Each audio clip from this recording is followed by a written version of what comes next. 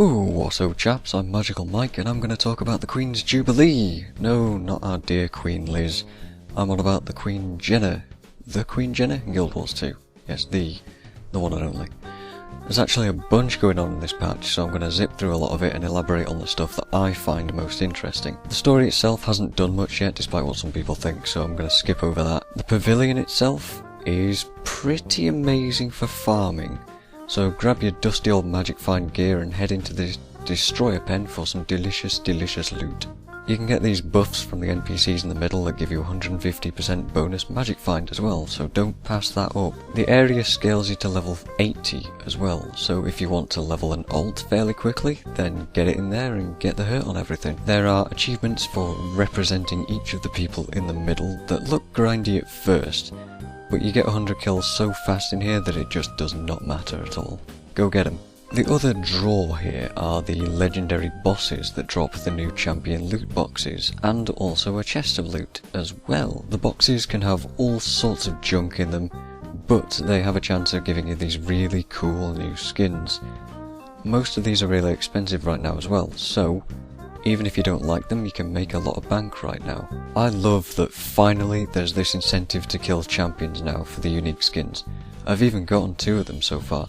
Stardust and the Guild Shield, I forget the name of it, which sold for 3 gold in total. Not the best skins. Can I have Genesis next, please? Please? Please. Come on, game. So most of the achievements are self-explanatory, and as always there's a crappy, grindy one. The 30 hot air balloons was dull and slow. Please stop making us do so many of these grindy, crappy achievements. 10 of these balloons would have been more than enough. A step in the right direction though were the Queen's Champions. You can solo them despite the intimidating name, and they have interesting mechanics instead of generic Defiant stacks. I approve of these apart from the random nature of their spawns, because I had to wait for the Lightning Blade guy for about 3 hours in Queensdale. Luckily there's champions to farm while you're doing that, so it's not that bad. A few more little things to mention. There's new minis, one being really hard to get. There's the changed dungeon rewards, which I have mixed feelings about. They're kinda nice, and at the same time you can't repeat dungeons in the same day, so There's the Royal Terrace, which requires you to spend gems to get in. Not sure about that. There's the permanent finishers, they're nice, but they took a while to get added into the game. And I think that's it. I might have missed something, but whatever. The torch runs are a cool idea. They're almost this parkour running minigame. There's only 4 or 5 of them to do, which is kind of a shame, but they're a cool idea in my opinion. I like the idea of having a little race course in the cities because I love trying to hop along weird places like the rooftops in places like Divinity's Reach. I love being able to try and get to places that you shouldn't be in, and it challenges your jumping skills and all that sort of stuff, and knowledge of the terrain and things like that. It doesn't offer any advantage to actually playing the game, but to me it's just kind of fun to do. So I want to see more reason to do this sort of stuff. The final thing to talk about is the Queen's Gauntlet, and oh man, this thing is pretty good, but again not without its tiny problems.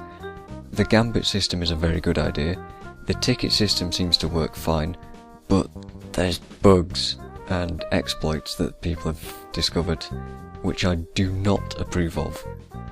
I've been placed in the arena with another person once, which kinda sucked, and I heard that that's one of the exploits that you can do. I don't know how it happened. I've been placed in with 2 sets of enemies without that gambit active. I've been put in the remnants of other people's fights with tons of ooze all over the place. I've been glitched quite a few times in there, and it's kind of irritating. But whatever, it's not that big of a deal, the rewards are pretty good. If there's a Zerg downstairs, don't expect to be able to see any of the AoE that you need to dodge, because there's a good chance that it gets culled with the new culling effect system thingy. If you die, you have to waypoint all the way back downstairs and repair your armour as well. Now I can deal with the repairs, but the unnecessary walking distance is a chore that shouldn't be there in my opinion. Some people say that it promotes the socialising aspect of the game, where people res you and stuff, but if I'm trying to beat that last boss, and I'm trying really hard to beat it, I don't want to get out of the zone. Like, once I'm attacking this thing, I want to try over and over and over again, because I don't want to be removed from that focus that I've got on it. so I don't want to have to wait for a second person to attempt their go. I just want to get straight back into it. However, the gauntlet itself is pretty awesome. The first few fights are easy, which is what I've been showing right now, but there are some thoughtful mechanics in them, and you have to actually think and utilise your class properly to overcome the challenges. For example, I did most of it the first time on my Guardian, and I actually had to use blink skills on that class to beat the killshot boss, which was an interesting way of getting around it. The final boss is a hot topic though. I'll just say that I'm glad to have beaten it on my Necro. I used a condition build, so that I can prove to myself that I'm not as bad as this game as I think I am. It is hard, but it's doable. It requires some forethought, some planning, and some good reactions and observation skills to beat it. And I wish you all good luck on doing that, because it is challenging. There is no way I'll get the 8 orbs achievement though. I completely admit defeat on that one. Overall, this has been a great patch, and I'm finally happy to say that this content is satisfying, even if it is only the Gauntlet and the Farm Arena. It does make a change from stuff that I wanted to rush through like the Election and Bazaar though, doesn't it? I've been Magical Mike, and thanks for watching.